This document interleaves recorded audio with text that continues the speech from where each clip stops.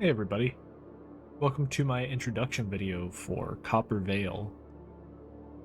I started Copper Vale earlier this year.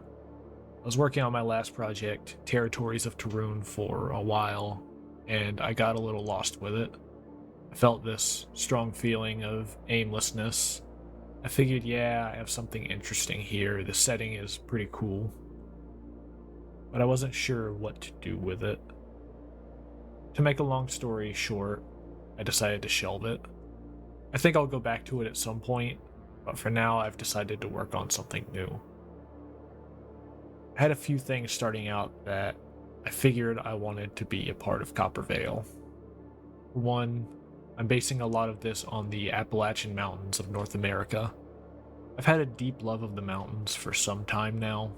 I live in North Carolina, so the mountains are only a hop and a skip away. I visit them every so often. Something that has been important to me is maintaining a sense of mysteriousness and strangeness in the setting. Tall, slender trees that seem to whisper, a village disappearing the instant you look away, horrors that reside just out of sight. I've also been looking at a lot of cryptids and American folklore when it comes to designing the bestiary. I love European fantasy, but I thought basing the bestiary off of American monsters and creatures would work better with the Appalachian-inspired setting. Plus, it just seemed really cool. I was pretty proud of that one. Finally, medieval dark fantasy, my one true love. I knew that whatever I was going to make, it would have to be dark fantasy. At this point, I feel like all of my art is designed with dark fantasy in mind. It's taken some time to start this thing and have concepts for the world I feel confident about. I would spend a week writing only to find that the setting was becoming something I didn't want it to be, so I would start over. I did that a few times. I might do it again. Who knows? I will say at this point, I feel pretty good about the things I've written up. Now, there are a few things I wanted to have more of in this setting. Monsters, environments, and architecture. I love designing monsters, and not just the same monsters over and over, different monsters. I've got this huge forest and a dark fantasy setting, so I've got a lot of room for different creatures. The first creature I designed was the Red Geist, this giant draconic owl with one eye and surprising intelligence. It also has these crazy looking tentacles that can grapple its prey. I thought it would be a neat touch if the Red Geist had a hypnosis ability. Maybe it widens its eye to lure prey toward it, and then bam, they become its meal. I've also been working on a new species I'm calling the Capra Men right now.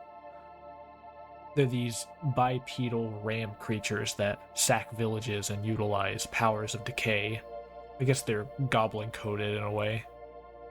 I've also been wanting to place a lot of importance on locations here, environments and buildings. I want this to take place in an Appalachian-inspired forest with medieval architecture, so it's important I give it a visual identity.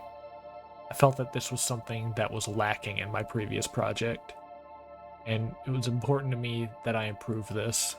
I've already worked on a few pieces of architectural concept art for the village of Red Fork, a bit of a hub for the narrator. Throughout this project, there will be clues as to the origins of certain things. Things are going to be left open-ended. I had an idea for a narrator whom I have named the Ghost. He's this wanderer through the Vale who has the ability to see the past through artifacts. This means that with each great discovery, he can unlock a secret of the Vale. I'm treating this project as if it were an RPG. This means enemies, armor, weapons, dialogue, and of course, concept art. That's about all I have for y'all now, but I did want to mention I made a Discord server. I know there are a lot of servers out there, but I think having this server is really going to help me stay focused on the project and engage with others. I'll place a link in the description. Please feel free to say hi, post some of your art, or just stay up to date with my world building. I also added a little forum where you can post your own world building if you'd like. But yeah, that's about it. Talk to y'all soon.